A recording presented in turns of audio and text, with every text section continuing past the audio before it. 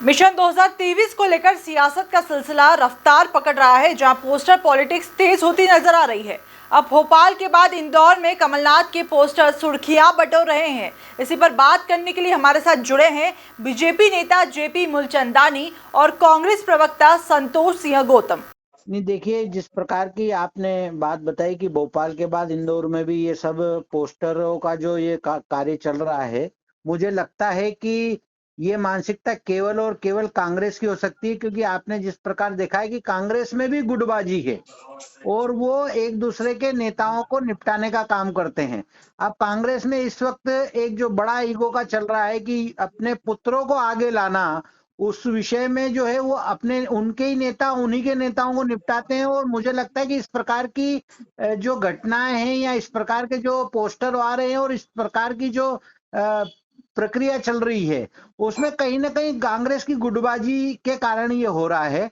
और उनकी मानसिकता भी ऐसी है कि हम अपने ही नेताओं को निपटाएं। अपन ने सार्वजनिक रूप से कई बार देखा होगा कि इनके नेता एक दूसरे पर आरोप लगाते हैं, नेता एक दूसरे के ऊपर ऐसे वो करते हैं, कमेंट करते हैं जो गलत तरीके से करते हैं। तो मुझे लगता है कि कांग्रेस की अंदरूनी जो लड़ाई है वो अब सड़क पर आ गई है।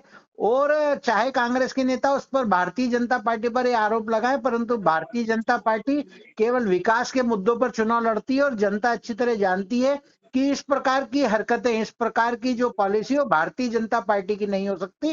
कांग्रेस डर्टी पॉलिटिक्स करती है और डर्टी पॉलिटिक्स से ही चुनाव लड़ती है। इसलिए जनता अब उसको अच्छी तरह समझ चुकी है और जनता इसलिए उनको घर बिठाने का काम कर रही है। मेरा तो कांग्रेस के नेताओं से यह आग्रह है कि इस प्रकार की डर्टी पॉलिटिक्स बंद करें। इस प्रकार की मानसिकता लेकर चुनाव नहीं लड़ा जा सकता है, क्योंकि मध्य प्रदेश की जनता बहुत समझदार है। वो जानती है कि कांग्रेस की कथनी और करनी में बहुत बड़ा अंतर है। इसलिए इस प्रकार की कोई भी ये नाटक नौटंकी कर लें, इनका कुछ भी नहीं होने वाला है। आने वाले चुनाव में आप देखेंगे कि भारतीय जनता पार्टी के द्वारा जो विकास कार्य निरंतर माननीय शिवराज सिंह चौहान जी के नेतृत्व में हो रहे हैं, वो जनता का आशीर्वाद भारतीय जनता पार्टी को मिलेगा। इस प्रकार की डर्टी पॉलिटिक्स से कांग्रेस जनता को कंफ्यूज नहीं कर सकती है।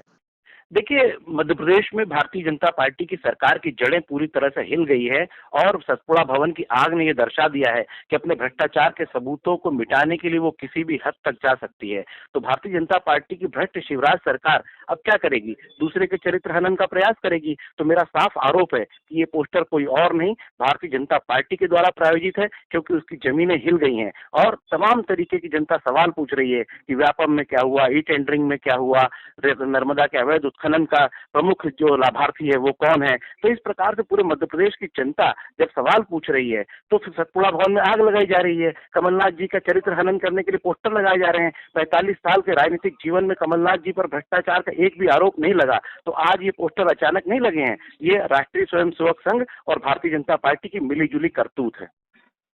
निश्चित रूप से जो शवराज है, जिसने मध्य प्रदेश को शवराज में तब्दील कर दिया, शिवराज सिंह चौहान, जिसने 55 मौतें यहाँ पर व्यापम के कारण जिसके कारण हुई हैं, तो मैं समझता हूँ 21,000 किसान आत्महत्याओं का जवाबदार है, 21,000 झूठी घोषणाओं को जो जवाबदार है, जो मध्य प्रदेश की बदहाली का जवाबदार है, जो मध्य प्रदेश की तुलना झारखंड और बिहार से हो रही उसका जवाबदार है, वो तो निश्चित रूप से दूसरे नेता का चरित्र हनन करेगा। और कमलनाथ जी और शिवराज में कोई तुलना नहीं है। कमलनाथ जी विकास पुरुष हैं और शिवराज विनाश पुरुष हैं।